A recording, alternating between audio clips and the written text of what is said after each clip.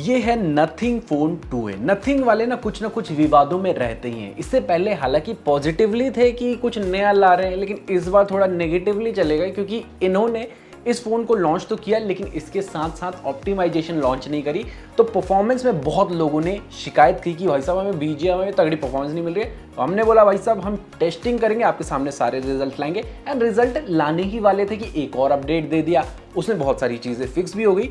तो हमने सोचा क्यों ना आपको before update and after update दोनों के सिनारियो के बारे में बता देता हूँ कि कितना चेंज हो गया है एंड अभी भी कितनी गुंजाइश है यहाँ पर चेंज होने की। एंड थोड़ी सी आवाज़ आज मोटी है, इस चीज़ के लिए हमें पूरे दिल से खेद है, लेकिन आपके लिए वीडियो बनाएंगे। गला थोड़ा सा खराब है, फीवर वगैरह आ गया था, लेकिन भाई आपके लिए वीडियो बना रहा है, इस बात के लिए आपको लाइक करना और इस चैनल पे पहली बार आए तो सब्सक्राइब जरूर कर लेना। ना इस फोन में देने के लिए Dimensity 7200 प्रो प्रोसेसर दिया है, 4nm पे बेस्ड ये प्रोसेसर है, LPDDR4X रैम है, UFS 2.2 की स्टोरेज भी मिल जाती है। एंटूटू स्कोर 6.8 लाख प्लस के मिल जाते हैं। बाकी स्कोर्स भी आपको तगड़े मिलते हैं, लेकिन इन स्कोर पे हमारा हमेशा से बिलीव रहा है कि ये स्कोर ज्यादा मायने नहीं रखते, प्रैक्टिकल यूसेज मायने रखता है। और उसी चीज को टेस्ट करने के लिए हम BGMI खेलते हैं। Most of the reviewers BGMI ही क्यों खेलते हैं, क्योंकि एक रेफरेंस के लिए आइडिया मिल जाएगा इस फोन में इतना FPS मिल रहा है तो उस फोन में कितना मिलेगा कौन सी सेटिंग पे। ठीक है, समझ गया।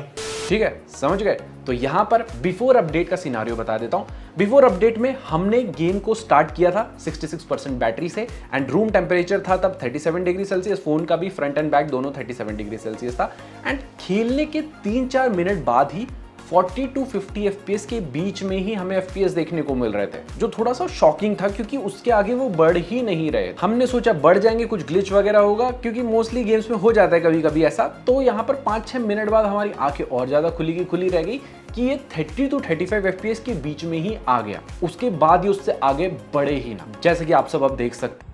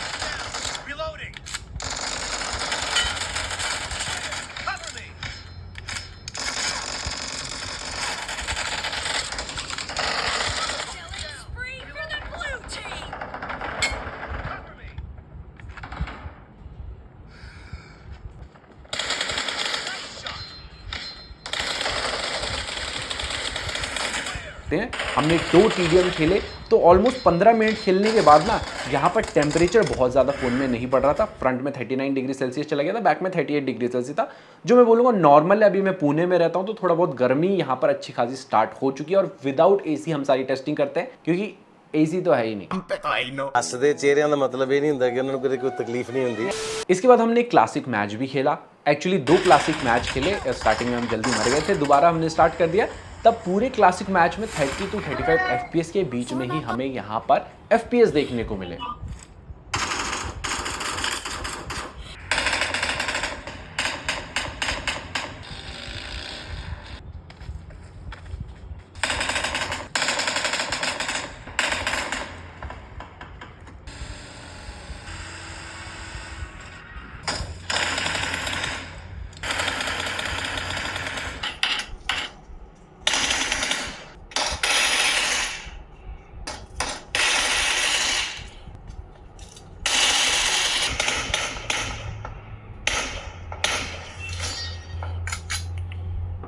तो ऑलमोस्ट 50 मिनट्स तक हमने गेमिंग करी।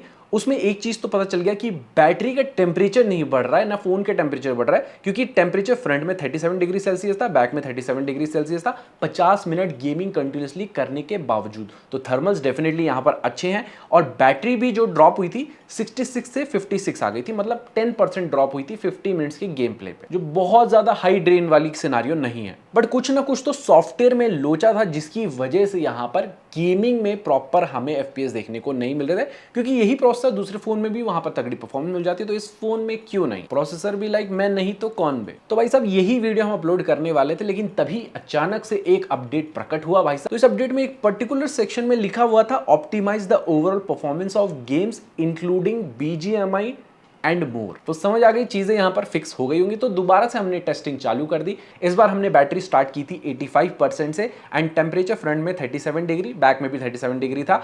एंड इस बार हमने एक TDM खेला, हमने वेट किया कि FPS ड्रॉप होंगे नहीं होंगे, लेकिन भाई साहब FPS ड्रॉप नहीं हुए।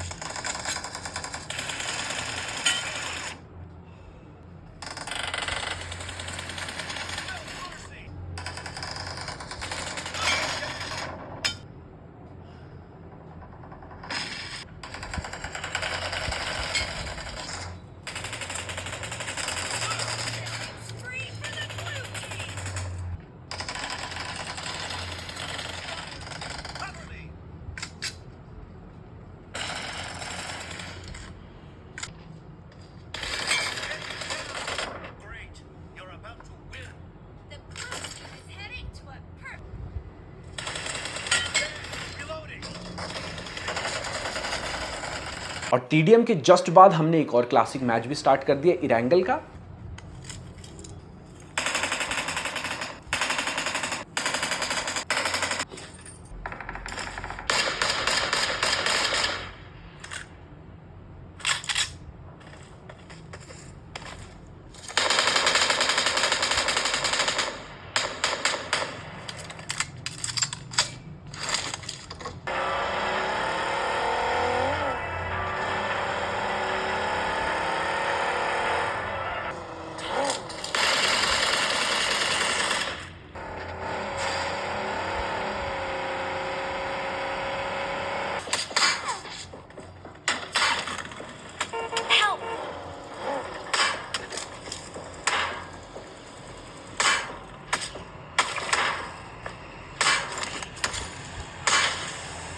यहां पर भी जो है पूरा 30 मिनट तक गेम चला भाई साहब, हमने लास्ट तक गए बिल्कुल। एक चीज इस बार नोटिस की कि टेम्परेचर थोड़ा ज्यादा बढ़ा इस बार 40 डिग्री सेल्सियस तक पहुंच गया था फ्रंट वाला पार्ट, बैक में 38 डिग्री सेल्सियस तक अप्रॉक्स जा रहा था। एंड थोड़ा सा बैटरी भी ज्यादा कंज्यूम हुई पहले अपडेट के मुकाबले। 85% से स्टार्ट किया था, तो ये 76% में आ गई थी जस्ट 30 मिनट्स के गेम प्ले के बाद। बट एक चीज मैं बोलना चाहूंगा कि ओवरऑल अभी जो अपडेट के बाद का सिनारियो है, एवरेज FPS में पकड़ के चलूं, BGMI में स्मूथ एक्सट्रीम की सेटिंग आपको अनलॉक होती हुई मिलती है। 90 FPS नहीं मिलता है, ना फ्यूचर में मिलेगा, क्योंकि हम चाहते हैं कि 60 FPS ही कॉन्स्टेंटली मिले, वही बेहतर है इस फोन के लिए। हमें नहीं चाहिए 90 FPS, पता चले 90 बोल के वहां पर 50 दे रहे हो, तो उसका मतलब नहीं है। तो यहाँ पर एवरेज जो FPS हमें मिले 50 to 60 FPS के बीच में डेफिनेटली मिल रहे थे अपडेट के बाद। जो डेफिनेटली चीज है कि यहाँ पर फिक्स कर दी गई हैं चीजें BGMI को लेके। तो कभी कभार ऐसा होता है ना कि फोन के सॉफ्टवेयर में थोड़े ग्लिच रहते हैं या गेम अच्छे से ऑप्टिमाइज नहीं रहता है, तो आपको थोड़ा सा वेट करना होता है। जब फोन नए नए लॉन्च होते हैं ना, तो ऐसी कुछ प्रॉब्लम आती है। उन प्रॉब्लम को हम अगर नहीं बताएंगे ना, तो शायद कंपनी वाले फिक्स नहीं करेंगे। तो हमेशा जब भी कुछ प्रॉब्लम आती है, हम भाई साहब ट्विटर में सीधे सबसे पहले बता देते हैं। तो आपने अगर हमें ट्विटर पे फॉलो नहीं किया, इंस्टाग्राम पे फॉलो नहीं किया, भाई साहब किस बात की देरी है, फॉलो कर लीजिए। वहां पर ऐसे रेगुलर अपडेट्स मिलते रहते हैं और डायरेक्टली कंपनी वालों से जवाब मांगते हैं हम लोग। और ये जो चीजें है ना, ये थोड़ी फास्ट होती है ट्विटर पे। इसके अलावा एक और बग था, मतलब अपडेट से पहले यहाँ पर जब हम कैमरा ऐप को ओपन करते थे, थोड़ा सा आप देख सकते जिटर होता था, मतलब लैग जैसा फील होता था। अब अपडेट के बाद हमने सेम चीज करी, तो भाई साहब वो लैग भी हटा दिया। तो एनिमेशन भी यहाँ पर काफी स्मूथ हमें देखने को मिल रहे, चाहे आप कैमरा खोल लीजिए, क्रोम खोल लीजिए या कोई और ऐप खोल लीजिए। तो डेफिनेटली नथिंग वाले इस चीज में कॉन्स्टेंट है कि अपडेट के मामले में यूजर का फीडबैक लेते हैं और उसे फिक्स करते हैं। बाकी ये कोई गेमिंग फोन नहीं है, लेकिन आपकी कैजुअल टू मॉडरेट लेवल की गेमिंग आराम से करा देगा। दोस्तों के साथ ऐसे नॉर्मली गेमिंग कर लेते हो तो उस टाइप की गेमिंग आप इसमें कर सकते हैं। ये नहीं कि आप स्क्रीन रिकॉर्ड करते करते गेमिंग कर रहे हो, तब यहाँ पर भाई साहब डेफिनेटली फ्रेम्स ड्रॉप होने वाले हैं क्योंकि उतना पावरफुल चिप इसमें नहीं है। और साथ ही साथ LPDDR4X रैम है, UFS 2.2 की स्टोरेज है, तो वहां पर भी थोड़ा बहुत अपग्रेड कर सकते थे कि 3.1 की स्टोरेज देते थे। क्योंकि मैंने एक चीज ऑब्जर्व की ना, ऐप ओपन होने में हल्का ज्यादा टाइम ले लेता है क्योंकि सेम रेंज में आपको UFS 3.1 के साथ आने वाले काफी सारे फोन देखने को मिल जाएंगे। बाकी इसके अलावा जायरोस्कोप की परफॉर्मेंस सुपर स्मूथ मिल जाती है एंड गेम प्ले आपने देख ही लिया होगा। बाकी आपको कैसा लगा ये फोन डिजाइन के मामले, बहुत ही जल्दी इसका एक इन डिटेल रिव्यू भी छोटा मोटा लेके आने वाले हैं, लेकिन बहुत सारी चीजें उसमें कवर करेंगे। उसके लिए आपको मेक श्योर करना है हमारे मेन चैनल पे जुड़ जाइए, वहां पर वो वीडियो मिलेगी। यहाँ पर हम थोड़े ऑफ टॉपिक वाली चीजें डालते रहते हैं, लेकिन मस्त वीडियो यहाँ पर भी आपको मिलेंगी, तो इस चैनल को भी सब्सक्राइब कर लेना। मिलते हैं ऐसे किसी इंटरेस्टिंग वीडियो के साथ। टिल देन जय हिंद, take care and stay fit.